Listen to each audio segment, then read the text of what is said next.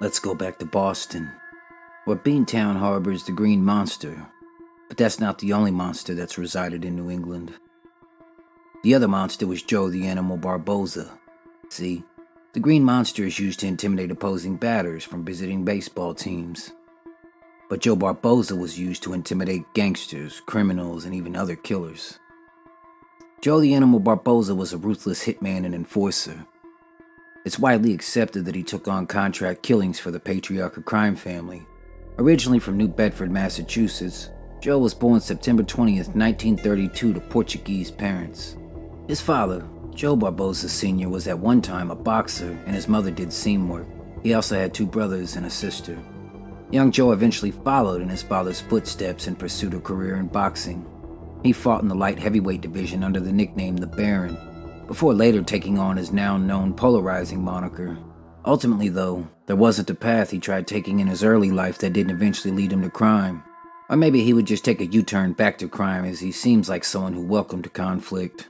For example, in his late teens, he helped create a gang called the Cream Puff Bandits, as they vandalized and burglarized stores in their community. Stealing became a habit that Barboza was comfortable with and more so confident in during the 1950s, so much so that it became his favorite trade. Because of his sticky fingers and violent practice, he was eventually sent to prison for robbery, but as we all know, a caged animal can be a dangerous one, and the officers at the Massachusetts Correctional Institute learned that exact lesson. During that stint in prison in 1953, Barboza along with 6 other inmates attacked multiple guards before escaping the prison in 2 separate vehicles. Their small stint of freedom lasted all of a night, as they were caught in East Boston the following day. It's believed that Joe Barboza made his connection to the world of organized crime while serving out that prison sentence. Upon release, he soon became a recognizable figure in the streets. He had an already polarizing reputation, and now he had a solid crew of thieves working with him. The gang included Tom DePrisco, Nick Fernia, Pat Fabiano, Jim Kearns, Art Bratzos, Joseph and Ron Dermody, who were father and son, Carl Eaton, Joe Amico, and Ed Goss.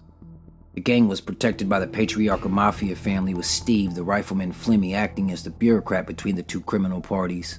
As it's important to remember that non-Italian or Sicilian people could never become official members of a Mafia family at the time, as you needed to be full-blooded.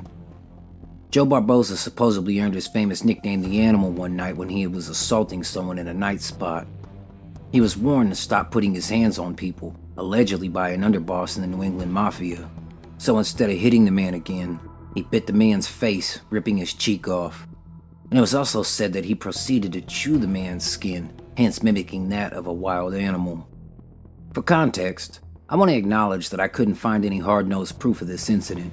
This was the mid-20th century, so I would say that if you have heard another story, then maybe that may hold weight. The unfortunate part of doing stories like this is that some of the sources were lying degenerates or killers or drug addicts, so it's always a gamble when taking their accounts into consideration. I do my absolute best to weigh sources, and I try to find the most common ground. The internet can be a very rinse and repeat place. But if anything, I hope you at least appreciate that I try to be transparent. I know it can get repetitive, but again, every little detail then wasn't recorded on a cell phone and put into a tweet, so it can be incredibly hard and frustrating for me, trying to verify said rumors or people's involvements when speculating on certain history, especially when it's related to criminals. But overall, the violent and unusual cannibalistic behaviors that were associated with them became a consistent stigma attached to Joe, as another rumor came and claimed that he once chewed on the fragments of a skull from a headshot he had just popped off. If this is true, then Joe Barboza was every bit of the animal they say he was. I mean that both literally and figuratively, because a normal functioning brain probably won't process those types of behaviors without a subconscious reaction like vomiting or at the minimum gagging. And I'm gonna go ahead and go out on a limb here and say that I don't think Joe the Animal Barboza was vegan. He probably wasn't vegetarian either.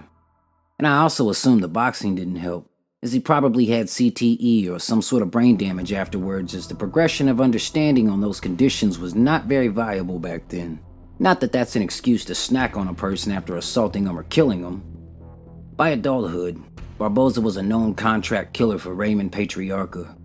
There have been several rumors about his victim count, but nothing I could verify to an exact number. But I will say that I thoroughly believe it was in the double digits from what I could actually find. Because Joe was truly mammal-like. At times, he was no different than an apex predator hunting for its next meal. He truly had a bloodlust. Another horrid fact about him was his extreme racism. He hated minorities, even though he was one himself, at least in America. Maybe it was his lack of acceptance into the Mafia due to his heritage that made him insecure. Or maybe it was just a natural hatred that he harbored. But he certainly bragged about instances where he took the life of someone based only on the color of their skin. Barboza clearly had a habit of assault. As I mentioned earlier, he assaulted guards in prison, and he even went as far as assaulting a police officer later in life, which he served a short sentence for too. Through the 1960s, Barboza's victims piled up. He personally claimed to be responsible for at least 26 deaths during the Boston gang wars between the McLeans and the McLaughlins. In 1964, him and Buddy McLean killed Harold Hannon and Willie Delaney, who were McLaughlin associates. Finally, on October 1965, he killed Ed Punchy McLaughlin, the leader of the rival faction. But in 1966, Barboza's final criminal acts were beginning to play out as he killed both the Hughes brothers and San Lindenbaum too. But soon after, he was arrested for the last time on gun charges. While he was locked up, he reached out to Raymond Patriarca to help him out with his bail. And during that period, he was slowly rejected. Not only was he rejected, but the Patriarca family took over his loan sharking operations and other rackets, leaving the animal locked into a feeling of betrayal. To make matters worse, his two friends and crew members, Arthur C. Bratzos and Thomas J. DePrisco, were killed while raising his bail, which fueled his anger of building resentment towards the New England Mafia, as it was now apparent they had turned their back on him and stolen what he considered rightfully his. This infuriated the animal, as he had dished out so much violence to enforce the Patriarca family name, only to get the proverbial slap in the face as payback. Then things took a dramatic turn for the lifelong gangster, because in February of 1967, Barboza's close friend Stephen Flemmi was approved as a federal informant for the FBI. And a month later, on March 8, 1967, Joe the Animal Barboza decided to follow Flemmi and become a snitch too, as he felt betrayed by the Patriarca family, and this was more than a suitable revenge in his eyes. Not only that, but it was also self-serving and something he felt he could use to make an escape out of the criminal life without fatal repercussions for the horrid acts he was guilty of himself. Let's remember, Joe the Animal Barboza was a violent criminal 90% of his life. This isn't a tale of redemption by any means. I wouldn't say there haven't been gangsters who couldn't redeem themselves, but Joe Barboza was irredeemable. He was someone who had no sense of compassion or empathy. His moral compass was beyond shattered. He was a stone-bred monster who enjoyed the fear that followed his legacy, and we will make no mistake about that.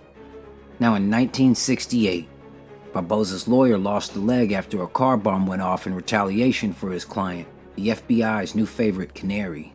Barboza eventually implicated Raymond Patriarca for the conspiracy to kill a bookie named Willie Morfeo, and that was on top of other implications that led to several convictions of criminal figures in Boston.